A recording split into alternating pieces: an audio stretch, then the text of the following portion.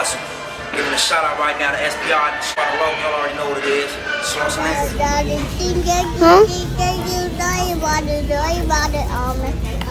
Little Nip Hustle. Big shout out to SPR, Sparta Low. You know I'm in the black box. Had to come through, tap in, show love one time. Yeah, y'all make sure y'all subscribe. Stay tuned. All that. Y'all remember when we was doing reactions like this, different stuff. I seen this. I said, man, you know what? Might as well for old time's sakes. I fit when you see the years they show, I'm Gen X, so thought it might be interesting. It's not a hell of a long video, something different. With no further ado, let's see what they say the Gen Xers, like myself that is, have been up to. You know what's strange? We talk endlessly about boomers and millennials. We dissect Gen Z like they're some kind of fascinating new species. But there's this entire generation that just exists in the middle, barely mentioned, almost invisible. Generation X. Born roughly between 1965 and 1980, they're your older coworkers who never complain, your parents who seem odd. Ain't that a bitch? I do got some younger coworkers though. Shout out to my boy Josh. My boy Seth. I got a young white partner named Seth, man. I'm his parents' age, but we cool as chop it up all the time. But yeah, I'm definitely his parents' age. It's crazy. Detached sometimes. The people who built the internet but don't post about their breakfast. And here's what nobody tells you. Their psychology is probably the most misunderstood of any living generation. They were the first generation of latchkey kids on a massive scale. Picture this. It's 1978, you're 8 years old, and you come home to an empty house because both your parents are working. No smartphone, no Ring cameras, no way for anyone to check if you're okay. That's true. 8-year-old, I couldn't imagine. My grandbaby just turned 6. I couldn't imagine her coming home at 8 years old by herself. But yeah, we sure did. You let yourself in, make yourself a snack, do your homework alone, and wait. A study published in the American Journal of Orthopsychiatry found that by 1984, approximately 7 million children between ages 5 and 13 were regularly unsupervised after school. That's an entire generation learning that you can't always count on someone being there. That empty house did more than make them self-reliant. It drilled in the idea that actions have real consequences, ones you can't talk your way out of. When their parents finally showed up, you always knew where you stood. The rules hit hard and fast. Nobody cared about how you felt or wanted to talk about it. Step out of line and you paid for it, right then and there. Psychologically, this created what researchers call a high contingency environment, where actions and outcomes were directly linked without buffer time. Your brain learned to predict consequences in real time, which is why Gen X tends to think 3 steps ahead in ways that baffle younger generations. Gen X grew up watching their parents talk a big game about stability, then turn around and rack up divorce rates through the 70s and 80s. They saw people give their all to companies. My father is still married to the woman he was married to when I was born. It's not the woman who gave birth to me, but they married 76 and 75, 76 and 77 years old, something like that. Only to get pink slips when the next round of layoffs hit. Everyone told them, work hard, follow the rules, and life will work out. But then the rules just changed right in front of them. So yeah, psychologists might call it defensive pessimism, but Gen X, they just call it being realistic. It's not that they're cynical exactly, it's more like they built up this emotional armor. They cross their fingers for good things, but deep down, they expect the rug to get pulled out, because honestly, that's what kept happening. And that's a big reason you barely hear them on social media.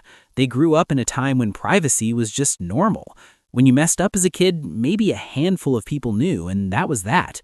No phones, no viral videos, just some awkward memories in a basement or a parking lot. The idea of blasting your life out for strangers to see, that doesn't feel exciting to them. It feels risky. It's not about not getting tech. It's about learning early on that the less people know about you, the safer you are. Gen X basically turned irony into a shield. Crack a joke, keep things at arm's length, laugh it off before it stings. You can see exactly where that comes from.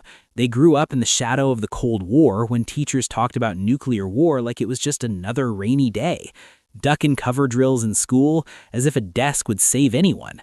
When adults act like Well, whether you know it or not, they're still having those drills in kindergarten.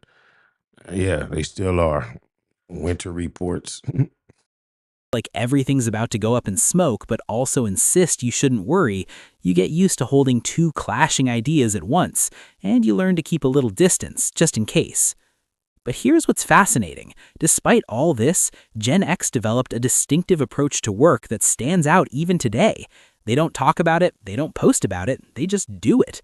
This work ethic was forged early through jobs that seem almost archaic now.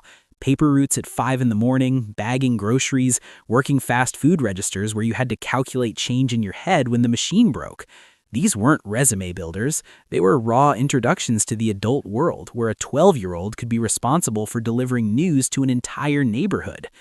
They watched their parents' generation get destroyed by corporate restructuring, so they never believed in company loyalty, but they're fiercely loyal to their own competence. They can't control whether they'll get laid off, but they can control whether they're the most valuable person in the room when layoffs happen. There's this weird paradox at the core of Gen X psychology. They're simultaneously the most independent generation and the most quietly collaborative. They'll never ask for help, figure it out themselves, been doing that since they were 8. But if you need help, they'll show up without drama, without a social media post about it. This comes from forming tight bonds with friends out of necessity when parents were absent. And let's talk about their relationship with authority, because it's complicated. They respect competence, not titles. If you've earned your position through actual skill, they'll follow you anywhere. If you're just someone with a fancy job title who doesn't know what they're doing, they have zero patience. Gen X questions authority because they watched incompetent authority figures make terrible decisions their entire childhood, from Watergate to Iran-Contra to the fumbled AIDS crisis. They faced serious economic headwinds that their parents' generation hadn't experienced. The youngest Gen Xers graduated college right into the dot-com bubble burst. The oldest ones were hitting their stride when the 2008 financial crisis hit. They've been economically traumatized repeatedly, which is why they're more likely to have multiple income streams, not because they're entrepreneurial by nature, but because they've learned that nothing lasts. That's true, man. I done had it, lost it, had it, lost it. Easy come, easy go. Gotta keep multiple streams. X tends to struggle with what some researchers have identified as patterns of self-reliance that border on anxiety. They're incredibly capable at handling crisis situations, but that capability often comes from an unwillingness to depend on others. Research in the Journal of Adult Development shows that Gen Xers report lower levels of seeking social support during stressful periods, not because they don't. I don't know if that got anything to do with being a Gen Xer, because I think you find people that are more dependent on others through all generations. But I know me, myself, very rarely, seldomly will you find me reaching out and sharing information about myself that is unpleasant or seeking assistance, help, support, comfort, any of that. Just take my licks, keep on ticking. Don't have people they could ask, but because asking feels like admitting defeat. This self-reliance extended to how they processed information. Before the internet, knowledge had a different kind of weight. Gen X spent hours in libraries, hunting through card catalog drawers for a single book that might contain the answer they needed. Information had a physical cost. It required effort and time, and because of that, they valued what they learned differently. Cognitive psychologists describe this as deeper encoding, where information that requires effort to obtain becomes more permanently integrated into memory. They learn to fix things with their hands. That makes a whole lot of sense. Like I said, easy come, easy go. Because that's what you did when your bike chain slipped or the TV flickered. You didn't call a technician, you flipped the bike upside down, got grease on your hands, and figured it out. This built a mechanical intuition, a belief that with enough patience and a screwdriver, you could master the physical world. And now, they're watching their kids grow up in a completely different world, one with helicopter parents and constant supervision and social media documenting everything. They gave their kids the attention they never had, but sometimes they worry they've made them too soft, too dependent, too visible. Because in the Gen X worldview, being visible means being vulnerable.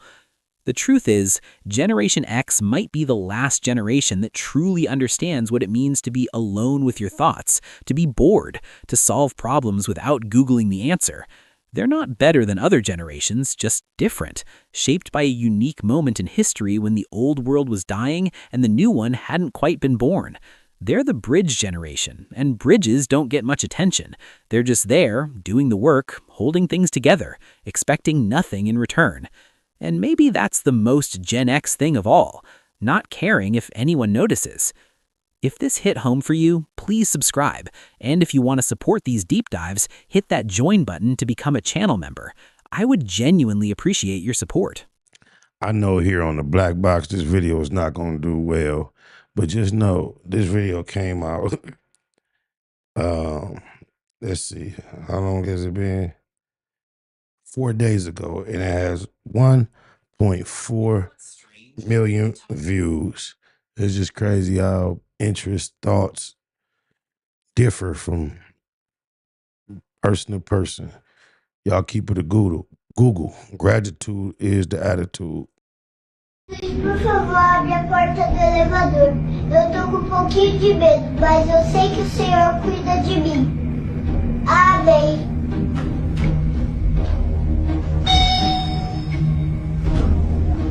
Wasn't that hustle. Big shout out to SPI, Spotter Low. You know, I'm in the black box, had to come through, tap in, show love one time. Yeah, y'all make sure y'all subscribe. Stay tuned, all that.